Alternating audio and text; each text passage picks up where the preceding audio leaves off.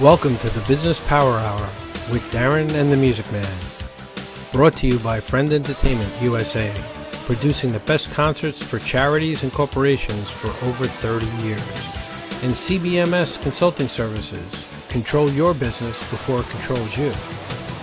In association with Area 22 Productions, your multimedia streaming network. Now, here is Darren and the Music Man.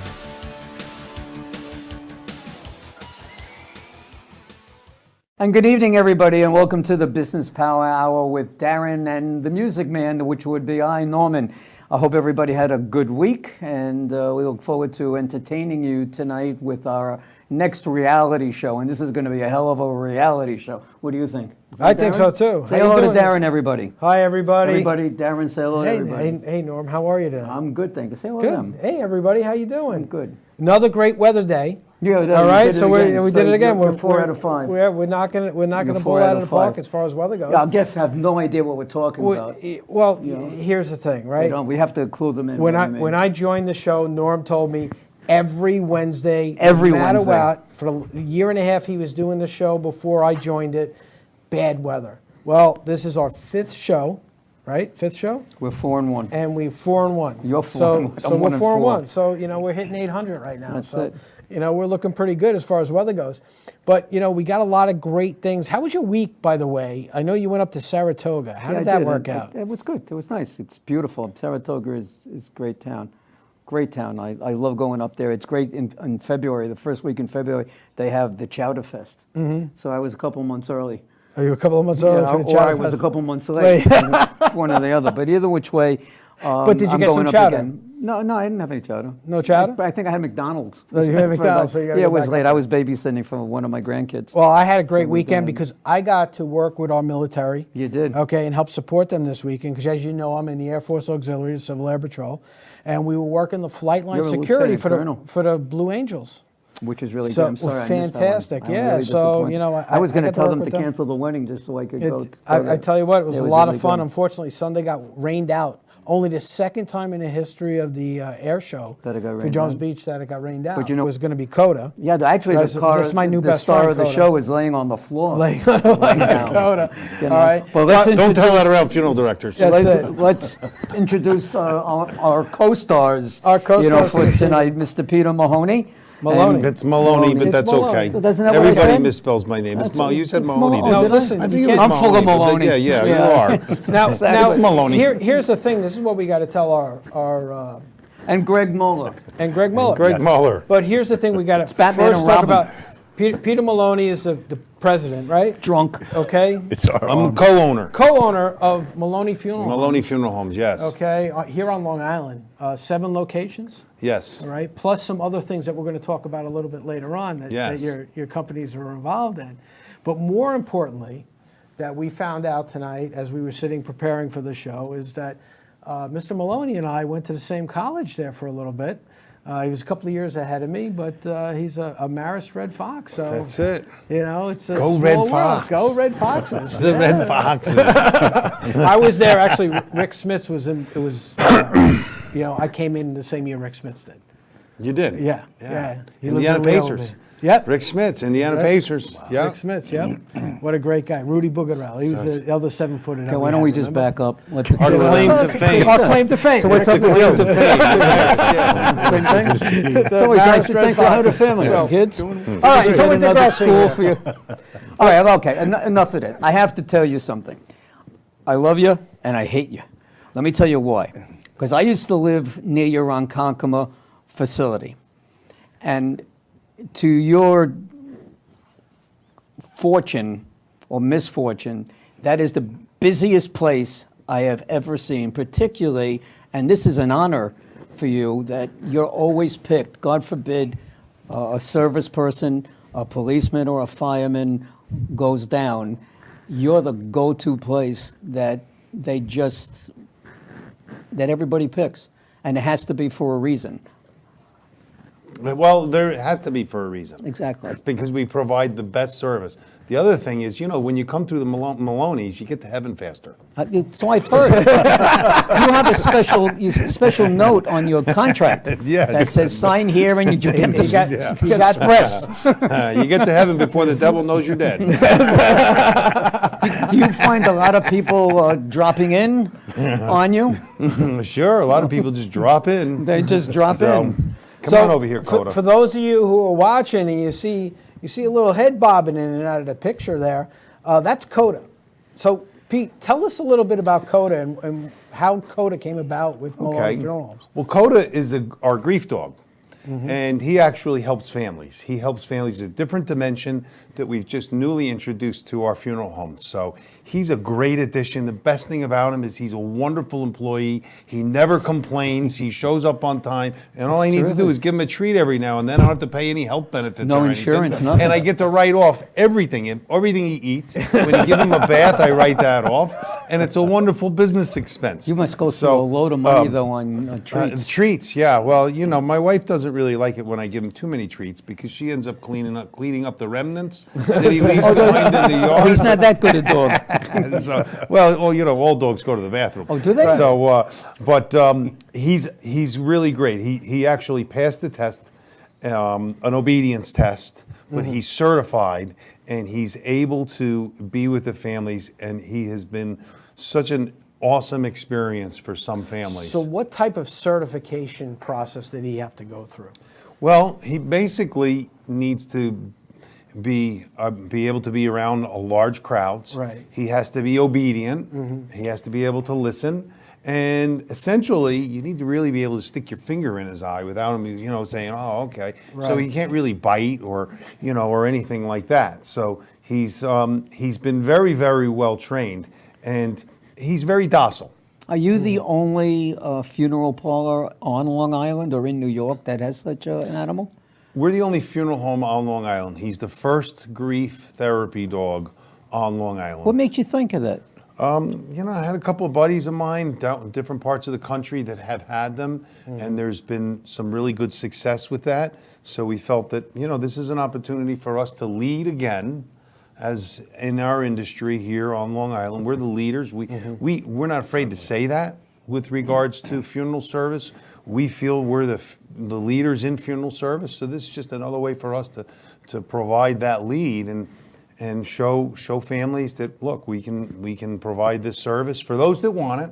I never bring this dog into a family without first having some type of conversation before them, because some people have an aversion to pets. We certainly don't want to get in people's privacy with a dog or the therapy dog or anything. So the conversation is always had before they welcome the dog, and then the dog is introduced. I know. to the I have a family. dog.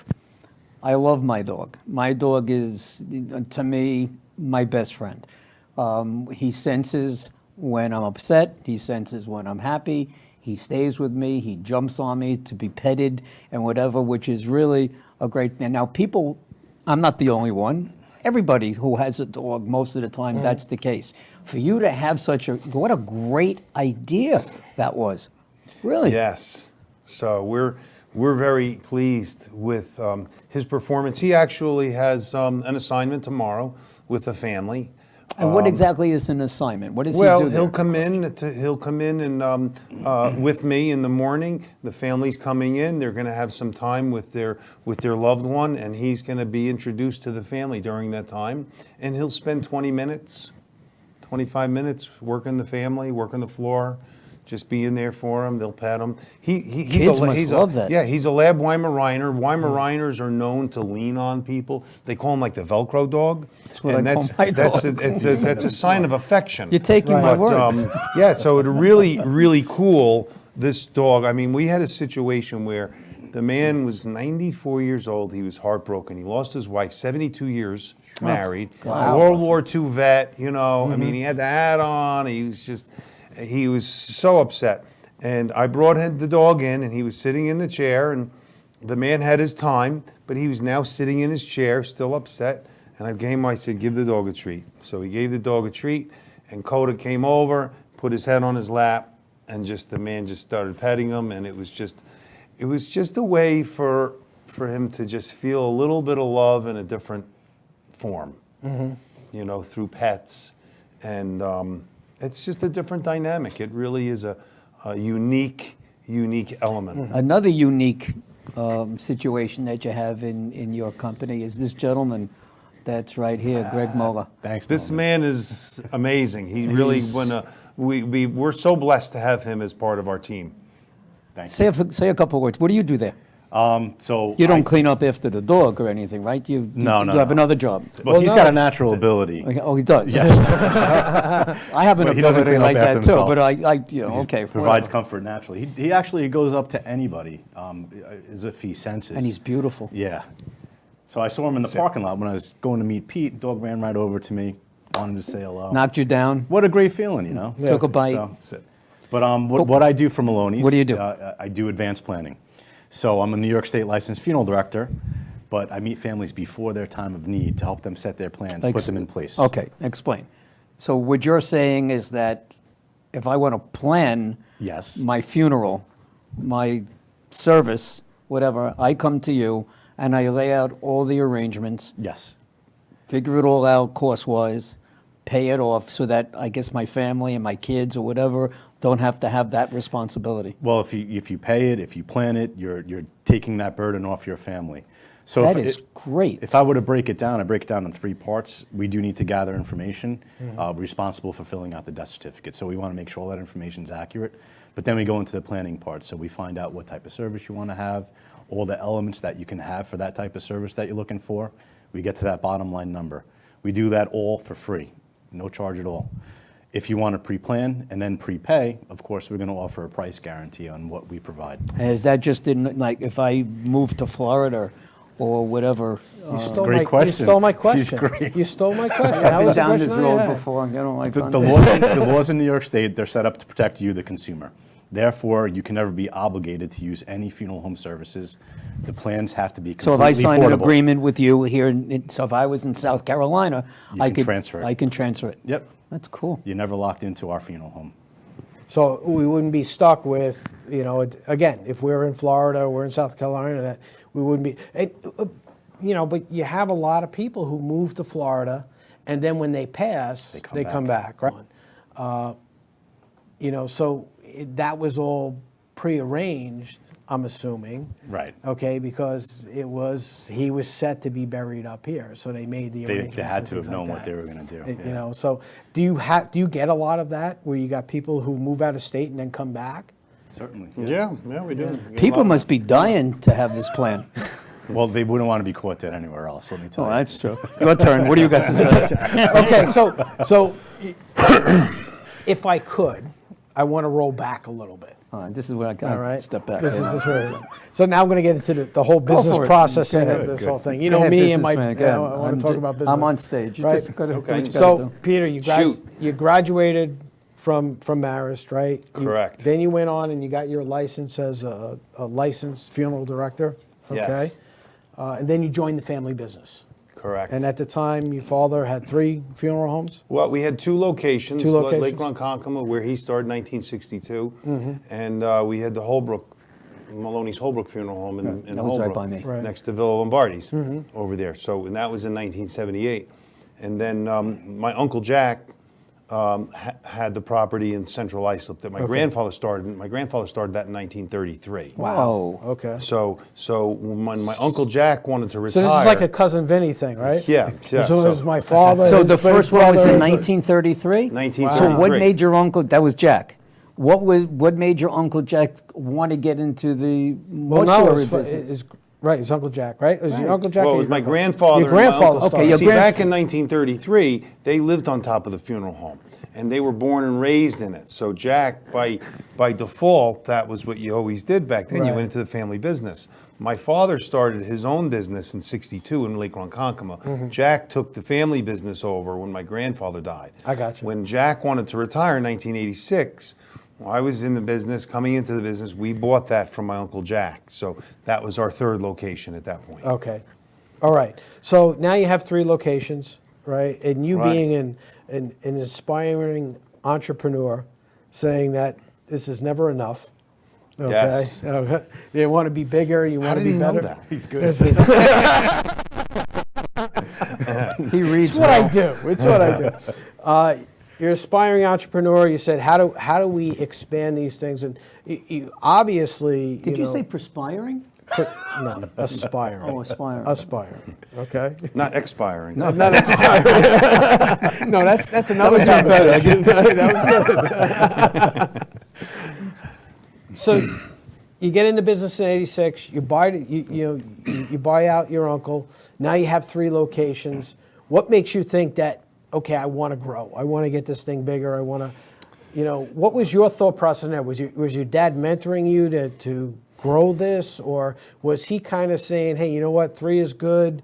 Let's just sit here with this. How did this all evolve? It was very interesting. I mean, my dad and I spent a lot of time together, and unique situations arose. We were involved in a study group, and then we would drive to Atlantic City for business, and we would have Oh, conversations. I'm sure there was in a the car. lot of business in Yeah, Atlantic there was City. a lot. We find the worst places to have these business study groups. You should go down there now. Yeah, I mean, I just got back from Key West. It was awful. So, we would have conversation. I'd say, this location over here, we could, this area needs a funeral home. Maybe we should think about buying some property and building there. So in '91, we came across Dan Garbarino and his family. He was riding dirt bikes out on the property. And we pulled up to him and said, we'd like to buy your land. And before you know it, within a month and a half or so, they sold us their property. So it was that kind of situation. And then that was in '91. Then in '94, I said, I have an idea. And he'd say, you have the craziest ideas. And I'd say, well, they're good ideas, but if I don't have any ideas, that's when you better start to worry. So, and then in '94, I said, we need to put a crematory in. So I put together a business plan and a proposal to my dad. And I said, this is what we need to be doing, and this is how we can do it, and this is what we can do. And oh, by the way, that nice red barn in the back? We need to tear that down. So we tore that down and turned that into a catering or a tribute center where we do serve food now and everything. Hold it. So now we're serving cocktails and hors d'oeuvres? Yes. Okay. Yeah. Do you take reservations? We do. So That's take pre-planning. That's a reservation. Very good. So do you have a menu? Good lead in. Yes, a very extensive menu. You ever hear Vincent's Clam Bar? Angel food cake? You ever hear Vincent's Clam Bar? I certainly have. He delivers the food to us. Does he? Yes. Devil food Fully cake? catered. He's So, got big so breast what you've Napoleon. done with that is you've taken away that, lack of a better Heaviness. term, the burden on the family, because typically after a funeral, everybody comes back to the house. Yeah. Right? Or between the visiting. Or between a visiting, They right? say, we always say, so what are you going to do between? They go, we really haven't thought about it. We say, well, we have this venue right here. Why don't we order some food for you? Do you do And we'll bagels set and up." lox in there too? Yeah. Sure. In the morning, bagels, coffee, Lox? lox, if you want lox, whatever. You name it, we'll get it. You got to think for So lots. it really like it. saves the family the time of having to drive back to the house, having to have everybody in the house and walking around their house, and and that was the thing when my parents passed away each time. It was okay. Now we got to go back to the house, and then it was afterwards. And then once we had the funeral, Right. I'm assuming that you would do the same thing. If they wanted everybody to get together after they went to the cemetery, they could come back to this Sure. center and do that. And right? think about it. I mean, a lot of times people are at home, they're not well, the family's caring for someone at home. Right. Their houses are oftentimes, A mess. they're taking care of someone. They're Right. right. They're not Yeah. thinking about cleaning their house. Yeah. So now they're going to have family and friends it's a come back great to this idea. house. There's probably a hospital bed in the middle Right. of the living room. Were you the Well- first one to come up with that idea as well, as far as funeral parlors? Yes, we had the tribute center That's was great. the first place. So Yeah. so we've been very successful. Greg, have we we've been Families we've love it. been doing Yeah, we- they So really do. you guys have really been on the cutting edge yeah. of this throughout the country. Now here's the Right. best part. 1994, when I put that business plan together with my dad and presented it to my dad for the crematory, the cremation rate was 9%. Okay. So You mean Today. people of actually having cremation? yeah, As 9% their option, as yeah, for versus disposition. burial. Today it's near 50. Wow. Mm-hmm. So we were there when it started, and now it's kind of gone up. If you were to chart it, up to it's 50%. It's going to, on a national level, cremation is going to exceed earth burial soon. What is the cost for cremation? The cremation process itself is what's it? 425. Yes. 425 for the cremation. My for the wife has given, crematory. with that, no joking, she gave me instructions already. That's Now- how she doesn't want to bury Well, it. Now, She wants let cremation. me finish this part of this story because it even gets better. So in 1998, the state Division of Cemeteries and Bureau of Funeral Directors prohibited funeral homes from operating crematories anymore, and they grandfathered us in. So that's we're the huge. only funeral home on Long Island that actually operates a crematory on the grounds of our funeral You're the home. man. Come on, you are the so- man. So you can do everything right there. You can have the the viewing. The You can have a viewing, cheese and then go omelet. right to the crematory. cremation, And then you go, cheese omelet. you go get in there coffee, and say and goodbye. say goodbye. Yeah, because we were talking about this before. It's like I want to be cremated. That's one of the things I want to do. And Me my too. and Yeah. I don't know if I filled you guys in. Why don't we on it, all go but together? I'm also a pilot. All right, so I love to fly and things like that. So I've already got plans where my ashes are going to be taken up Scattered. and scattered over That's the Long awesome. Island Sound. That's and, good, you yeah. know, stuff like that. So, that's one of my wishes. So if I came to you and I said, okay, I want to set all of this up. I want a viewing, I want a cremation, I want all of this stuff done so nobody has to worry about it. I would meet with Greg, Yes. right? And he would say, okay, this is what we're going to give you. We're going to give you, the Cadillac of viewing, and, you're going to have... Of course. That's We right. get every detail. Every I want to know detail down. everything. You have a checkoff list. Yes, absolutely. What I'll be wearing, all of that stuff. Because Yeah, what hobbies you had. You're gonna wear we a like to flight outfit. incorporate these things into the services. It creates conversation. It creates memories. It's Right, important. right, yeah. So it's all of that because a lot of times too, you go to a viewing and there's video on the screen, right? Yes. You got screens all over the place now. Where everybody, instead of the pictures being on the poster board and stuff, Right. you Which have was more popular like It- 15 years ago. Now we've kind of evolved into this. kind of evolved in Yeah. that, and like when my mom passed away, I told you my mom passed away in 2012. That was like one of the things for the grandkids. I went and I bought poster board for them, and then we went back to grandma's house and we just cut up pictures and put them on there on the poster board. Now you have them on videos, don't Yeah. you? know- Everybody takes digital photos now. With Yeah, their phone. exactly. Yeah, I mean, there's so many digital photos, that you could pick from. So I should really get my digital photos all together. You start putting it together. I'm probably going to kill you real soon. Right, real soon. Now, you attended Dale Carnegie. Yes. And I'm reading here off some information, and you went to the School of Business in Hopog, and you completed a public relations and public speaking. Do you speak to the dead? Why do you need a course like that? I mean, like, I speak to senior groups. oh, you speak to senior groups that are almost dead. Looking at you. Yeah, I don't belong to a group. Public speaking is very good. You got to get up in front of people. You got to be able to communicate. And we present to unions. We've done the union outfits. Unions must And, be a good source. Well, look, it's a matter. We're a resource. We're a venue for information. So we go to the libraries. We go to whoever will listen to us. Senior centers. We got the picnics. We do senior We fairs, got yeah. senior fairs. Do you go to assisted living facilities living and such? Because I might be able to help with that if you ever want to do that. Because I used to sell for one of them, and I have some contacts. We pair well Yeah. with them, so we always have conversations. They're We're not- just they're not advocating. gonna give you it's a a better way to go about it. No, I'm not looking, They're but just not gonna handle give my cremation for $425 bucks. so- And what do you got to lose? No. That's You know, just there's a something else I cremation. did. We gotta You're get you also there. you're also a past president, a National Association of Approved Morticians. Yes. Is there a National Association hold of on. Unapproved Morticians? Can we, Do you- I before we do Yeah. that, before we get into those things, I want to roll back a little bit. Now we're back you still do it 90 when you talk, I'll ni- do it when I talk. ni- This is what 91, I'm talking 94, about. right? I All right, want to go fine. through the progression with him.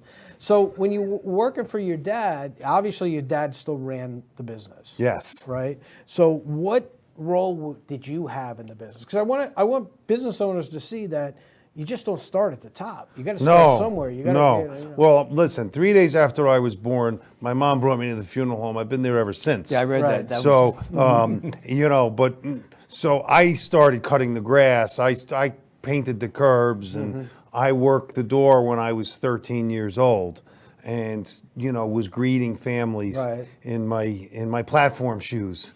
When I was 13, and with the Back in long the hair and 70s, everything, yeah. But Yo, bro, so when I came into the business, I started learning how to prepare deceased people. I worked at M.A. Connell Funeral Home. I did my residency there. I worked there 6 days, and on the 7th day, I worked at my father's funeral home. Okay. And then when I moved over to there, I was making transfers, and I would take the phones at night, and I would pick people up, and I would go home with a van and make the house removals and go to the hospitals. So you were and doing- I was doing all. I started at the bottom, entry level, and you worked your way I up. worked my Did you way up drive to the the limo top. to I Tulsa? drove the limousine. I drove the hearse. And then one day, my dad told me, he says, "I'm going away, and you handle things." So I was like, "Okay." So he went away, and I ran things for the week or two that he was out, and things ran smoothly, and I was there, basically all the time, and because I was going to be damned if I was going to let anything go wrong on my watch. And I was completely invested, completely committed to it, to the operation of the business at that point. So And- you can say that your experiences doing everything helped Yes. you actually, from a perspective of running the funeral home, you really knew everything that had to be done. Yes. So it really gave you great insight. So I when it did. was your time, you knew, okay, we're going to make sure that this thing is on. Yeah, and we would introduce things. I mean, I introduced the computers. Back then, they didn't have computers. My dad wasn't. I said, we need to put a computer in. Let's get that going. So we did things like that. We created a few things. I introduced to him ideas on how to save money on insurance, and the 401k for the staff, and retirement plan, on how that would benefit him by having that plan. How many So- employees do you have totally? We have about 70 full-time employees now. 70 full-time? Yeah. Wow. Yeah. So it's about 10 per facility. Yeah, just about. Did you So- own your own limo company? Yes, Or we have limousines? limousines and hearses. We have that. So let me ask you this. Do you make Every- trips to the airport? No. Oh, He does he goes sure. personally? He says sure. Well, we go to the You airport better with watch a your hearse. limo. The funeral home He's does. taking the limo on the weekend. He's got a side business. What are you moonlighting on me? Why he's waiting for the plane You're to going to be come? dead by the time you leave I here. know. Why he's waiting for the plane to come in? He's making a couple of runs into Manhattan. There you go. Making up a couple extra bucks. But okay, so you saw all of the things that were encompassing. You said, "Hey, you know what? We can do this." Right? Yes. You weren't afraid to take on more things. You saw the future. You said, "Hey, I want to be that one-stop shop." I have clients that call me their one-stop shop, and that's how, believe it or not, that's how I get a lot of my clients, is because they're walking around going, "I make one phone call and everything's taken care of." That's the way it So should be. really, that's what you guys are presenting here, from all the way from, hey, you need, if you want to be cremated, like Norm here, in a day, and then taken care of. Takes and a whole day? Takes a you not yeah, that maybe. big. But you can go from 5-6 the minutes, I should be limousines, finished. right? The flower cars, all of that stuff. Limousine, Right. food service, everything. The therapy dog. We're Everything. we consider ourselves to be concierge. We're Okay. concierge to the family during their time of grief.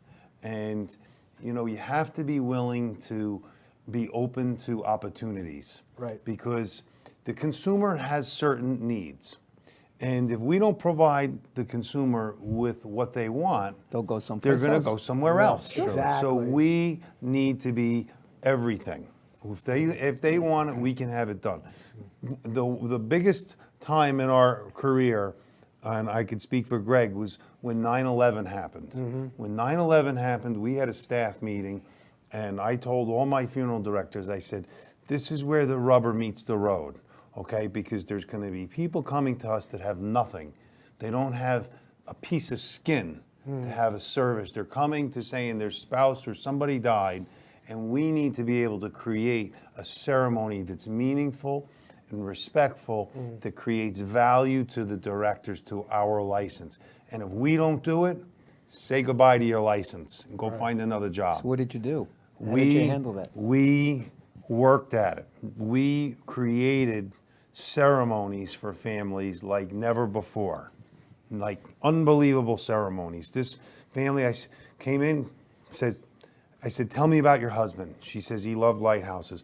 We filled the funeral home with lighthouses. But what did you do monetarily? Like you said, they didn't have anything. He was speaking to what they were able to gather from Oh, the Yes. site. I see. I got So, you. Okay. so creating a ceremony that's going to be meaningful. We did the food. We had the gathering. So we made ceremonies that were meaningful and respectful, because it wasn't like anything else that we had ever experienced in our life. Is your funeral parlor open to all religions? Do you do that? Absolutely. Is that there? What color's your money? I love this guy. I love this guy. Expecting that. I wasn't exactly there. I had to think for a second. Come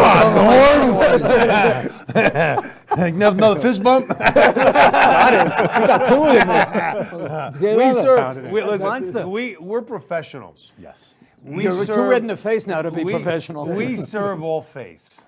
certainly. There's a larger Sikh community and Hindu community now. We serve them because we have the crematory. But you had to learn about all that, over. right? You had to learn about the religion and the aspects of for burials. Well, as professionals, that's our responsibility to know that. Sure. So we educate ourselves to the changing culture that surround us, because we want to serve those families. If we, just like the Jewish faith, if they come and we don't know your traditions, well, shame on us. How can I serve your family then? Right. And if I don't know your traditions, so then the families come to us. We know the traditions, and if we're a little bit vague on them, sometimes there's some Hindus or Muslims. I mean, there's very unique situations in those religions that we need to be aware of. But we're prepared in advance. So if it's like we collaborate as a group and as a team. Maybe someone's better at the Jewish than somebody else. So we don't just say, here, you're on your own. We say, okay, we have a family coming in. Let's make sure we have everything that we need to best serve this family in the community, the Jewish community. So you would take, I guess, for lack of a better term, you would have an A team that would handle the Jewish faith, and you would have an A team that would handle the Catholic faith. And if the A team for the Jewish faith is in one facility, and you had something going on in another facility, you would move it over. You would have them come over and work with that family. Sure. Yeah. I mean, we put the best people. To. Oh, it's interchangeable. I mean, all you got to do is get in the car and then go to the next funeral parlor. The best people with the families.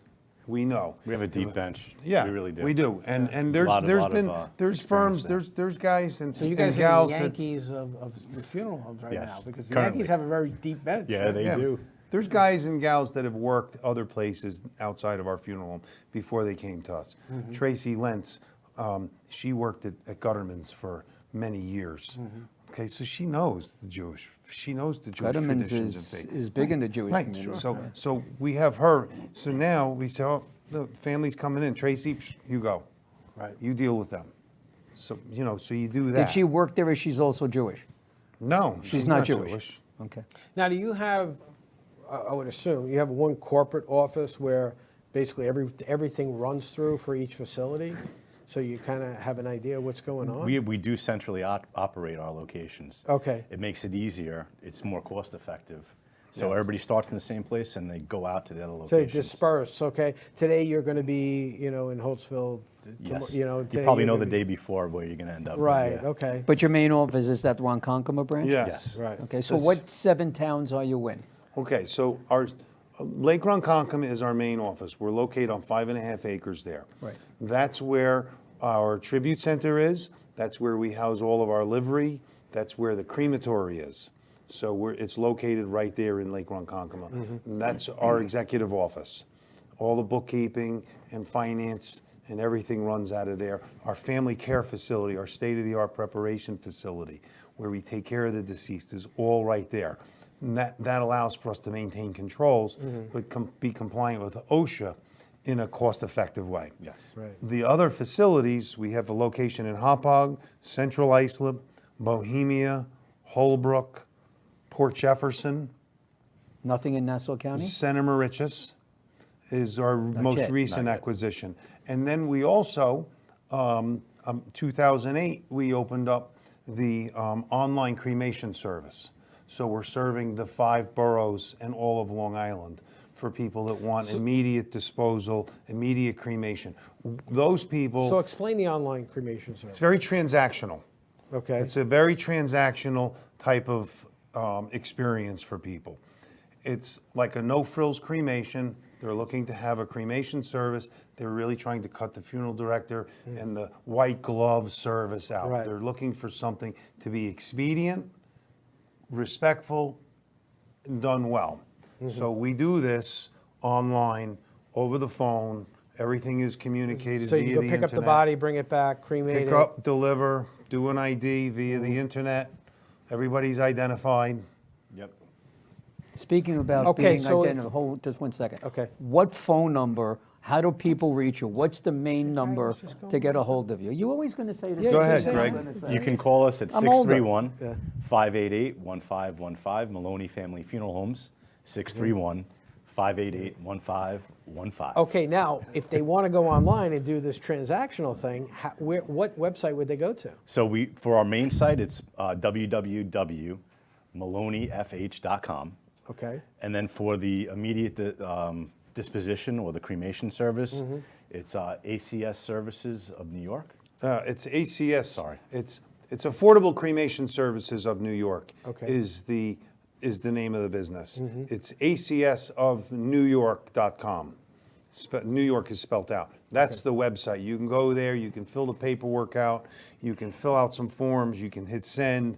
Then everything is done either over the phone.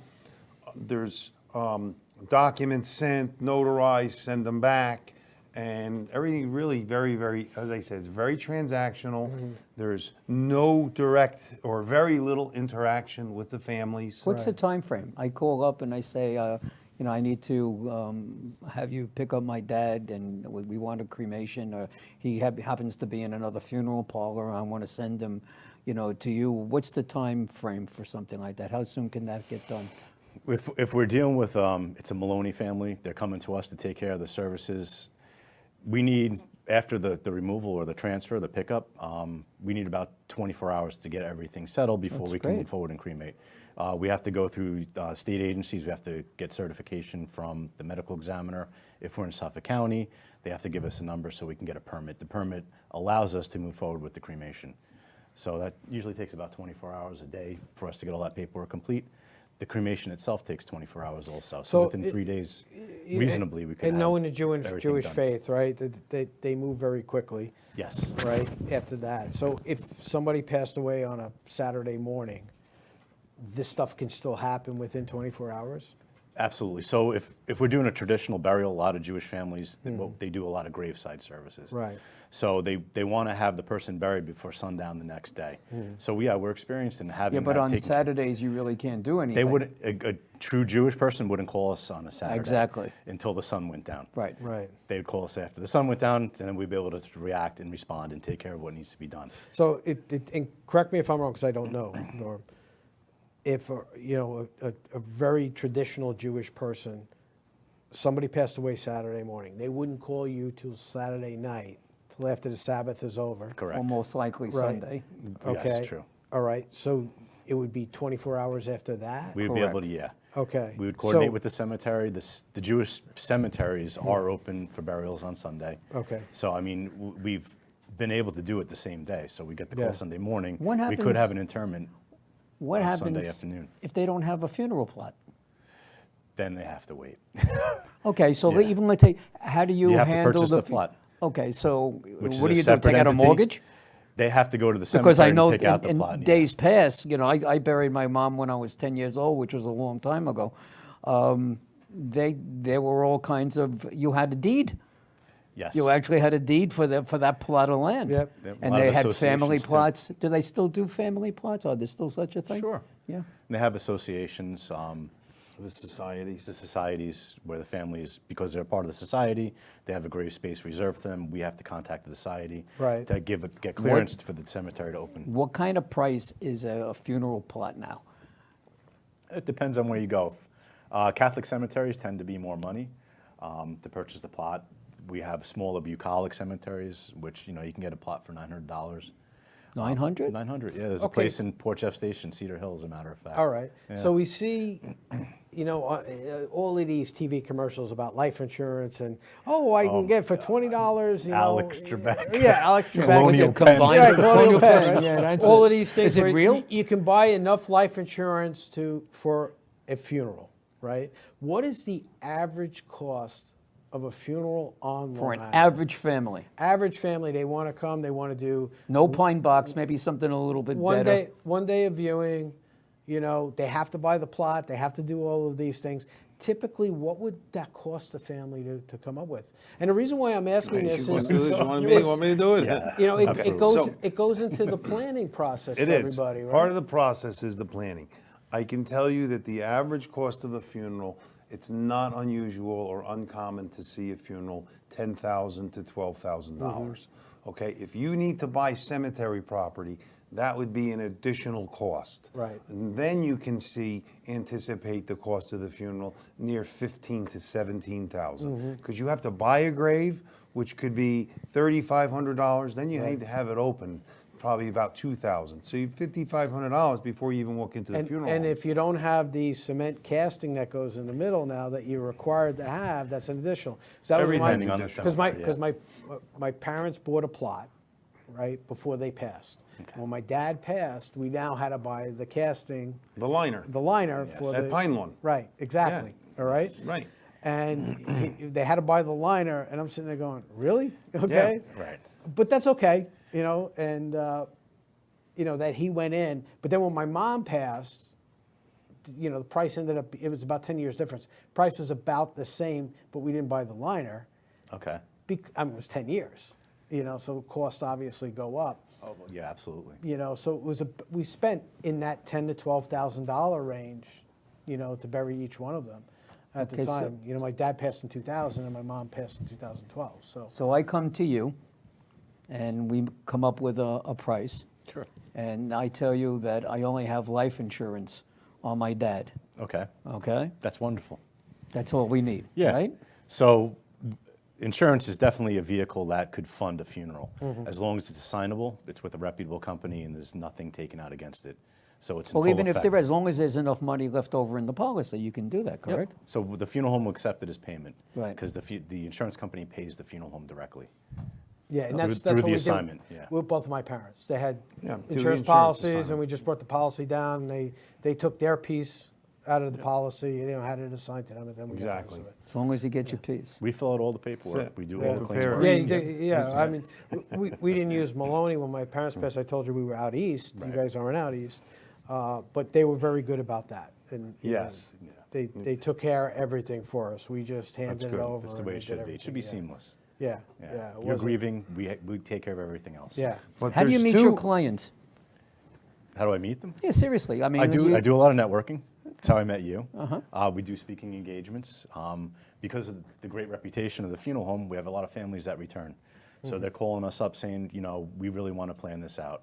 Maybe they had a trigger event, someone in their family died, and they're thinking to themselves, we can't let this happen to our kids. We want to get these plans in place. So they're calling us up Do saying, you see, and it goes back to your, what you were talking about before, right? When you first opened the crematorium, right, it was a small percentage of people were getting cremated. Do you see a larger percentage of people now planning out their Certainly. funerals I would say as compared to absolutely, when yes. you started? Yes, and certain areas are more so than others. We're very aggressive with our marketing. We're very aggressive with promoting advanced funeral planning because we truly believe in the benefits of advanced funeral planning. There's two things that we see all the time when people have their prearrangement in effect with us. They've experienced a loss, the family comes, the service is seamless, and usually finances are not an issue because it's been discussed. Right. There's two things that we also see when there isn't a plan in place. A lot of confusion and people don't know how they're going to pay for it. Right. And finances can be a struggle for them many times. I mean, right now, the economy's doing well, there's unemployment is down, so things are changing, but I can tell you that it can be a real hardship for families. Peace of mind, establishing what your wishes are in advance, takes the burden off your family, and it can save your family money. Those are the 4 main reasons why people plan. Finances is important, but it's not the #1 reason. The #1 reason why people plan is because they want peace of mind. They don't want their spouse or their children to have to make decisions like that under duress. Right. Typically, they can save money. If you have a plan in place, we look at things differently for ourselves. You ever hear the old story, it's my birthday, don't get me anything, right? Right? Okay. And then when nobody gets you anything, you're like, damn, I didn't get anything. You know? But the fact of the matter is, it's like, why did I say that? But the fact of the matter is, we certainly look at things a little bit differently for our spouse than we do for us. You know, my wife, she's getting everything, man, because she's like smoking hot. And, you know, I mean, You got any pictures? yeah. Well, man. well, like you said in the beginning of the show, she cleans Steve, up can after, you deal. focus she cleans in up on The after deal. Coda. So the deal, honestly, so the deal is that, you know, when it comes to someone that we care about and cherish, we tend to go a little extra bit, yard, right. you know, we say, no, Well, this so, you woman, know- but for ourselves, we say, no, you know what, this is good enough, we're good. Right. Right. And that's where people save money when they plan. That's for sure. But planning is the important thing. If you don't have a plan, you're setting your family up for hardships. When did put a planning plan- start? When did planning start? Who thought of plan? How many years ago? Well, I mean, we started to get real aggressive with it in 1997. Did you originate it? Was it? No, did I it think st- that it's always been an evolution, but we felt, you know what? This is something that we can be real aggressive with. This is a way for us to build market share. And this is a way for us to take people out of the market before they need it. So we looked at all those things and we felt that this was a great opportunity. When I started on a little cardboard box in the back. I told my dad, I said, yeah, I'll take this on. I'll do pre-need sales, but I can't do any at-need though. If I'm gonna do pre-need, I wanna do it 100%.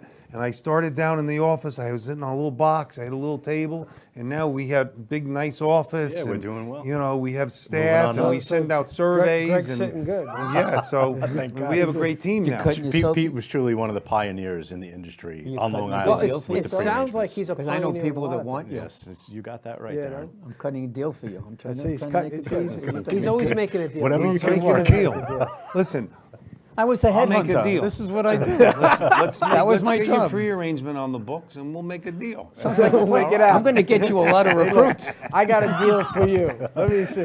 So, about I'm it. going to make it happen. Yeah. so Greg, if I came to you now and I said, okay, I want to arrange all of the stuff that we talked about. Yes. And I want to pay for it now and just get it paid for. But now I'm around for the next 10, 15 years. Oh, you're a genius. Think of all the money you just saved. Exactly. Because Now you, the you price got us to won't guarantee change. our Doesn't prices. change. Okay. We don't lock in prices. We offer a price guarantee. So what happens, you establish a trust that accrues interest. Okay. So we use that interest to offset our inflation. I got But you. we're offering a guarantee. So if you didn't accrue enough interest to cover our charges, we're discounting to what's available. Really? Yes. Okay. So if Is our that price your is idea? double, the interest didn't, you're Yeah. getting a great discount. You seem like a financial person. Well, No, seriously, forget what you do for a living, that you're a deal maker. I'm and really you're good a at wampum. marketeer. Wampum is good. Any kind of wampum. Wampum. Yeah, any kind. Well, I can tell you that we as an organization look at the interest rates closely. The money goes into a trust. The trust grows with this interest. If it's keeping pace with the consumer price index, we want to be sure that we're covering or hedging our bets, if you will. Right now, we're getting a little bit around about 2.5%. It varies from month to month, but so we look at that. But I can tell you that we do price guarantee now for people, and if the interest rates were to go down, there would come a point where my brother Dan and I, who's my partner, my older brother that is, Middle child. So, He had to but emphasize- we may I'm not, a we middle may child, not, too. we may So not we gotta- guarantee. There may come a point in time we say, there's not enough interest being accrued on these accounts. We're not guaranteeing anything. We'll honor the ones that we did provide price guarantees with. So, but from today, we said, that's it, we're not doing it anymore. Anybody that we prearrange tomorrow, we say, here, you can prepay it, but there's no guarantees. You need to pay the difference. So if It can grow in interest, and if the interest is there, fine, but if Right. it's not, you gotta pay the difference. So if I came in and you said, okay, it's going to cost you $5,000 if I was going to do it today. Okay. And you price guaranteed it, I would pay $5,000 and that would be it. That's correct. Yep, I would never have to pay another dime. correct. On Nobody that would have to note, worry we about have 5 minutes left. Get out of here. So, 5 minutes, exactly. right? It's So time flies we when you're want having fun. you to give off your phone numbers again and contact information. Okay. Say hello to the world. All right, so it's Moloney Funeral Homes, Moloney Family Funeral Homes, our main office. We're always available.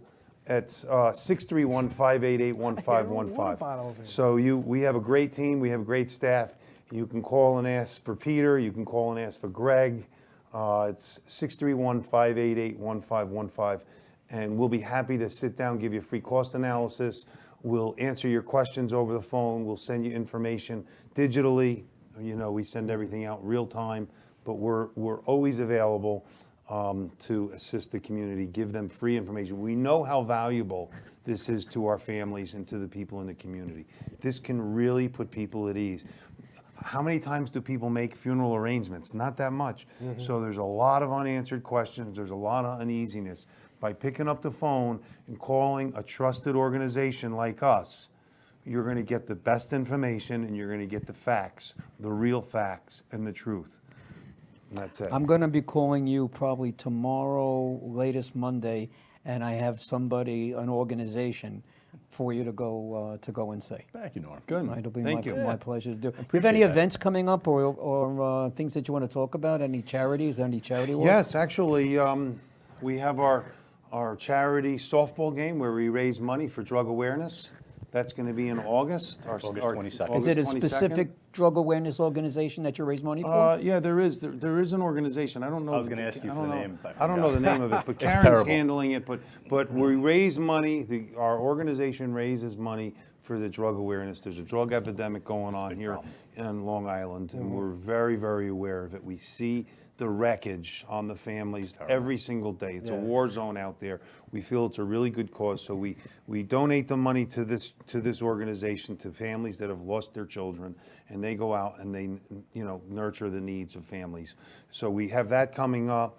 We have the picnic coming up. That's we have June 4th, June- 13th, June 13th and 14th. Yeah, we have at the Longwood senior Estates. picnic. Yeah. We Longwood have- Estates, okay. Yep. We're involved in all kinds of organizations. I know you're both- very community-minded. Your whole both organization is financially like that. and we do what we can. We try to plug in and be involved as we can.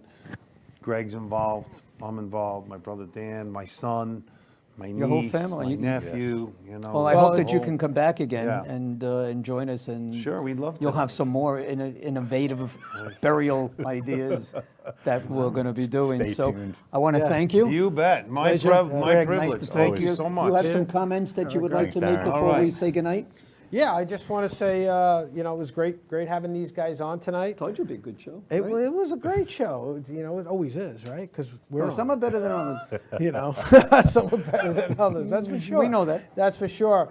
You can reach me at 631-721-4347 or at cbms.co, not .com, but .co, C-O. You got a show coming up Yeah, next Friday, week, right? no, this week. We have Friday This Friday- night. Friday We're going to night. be in Belmore with our Neil Diamond concert. And if you'd like tickets, 631-698-9696, or go to our website, friendentusa.com, and see what we got cooking. There's a lot of good shows coming up. And by the way, those of you out there that are fans of Friend Entertainment, you know that we had that sold-out Donna summer show just a few weeks ago at the Argyle, and Donna's coming back, so we just set her up for 2 dates. So call us again, 631-698-9696 for information, and we'll see everybody next week. Yeah, we'll right? see everybody next week, and I want to give Thank a you, special guys. thanks for Coda for coming on. Coda, say goodbye to everybody. Say goodbye, Go to the Coda. comfort dog. All right, we'll see you next week, everybody. Thank Good night, you. everybody. Good night.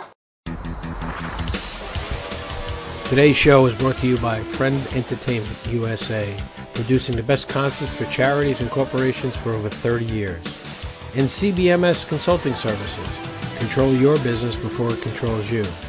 In association with Area 22 Productions, your multimedia streaming network. If you're interested in being a guest on our show, visit our website at www.bphdmm.com for more information.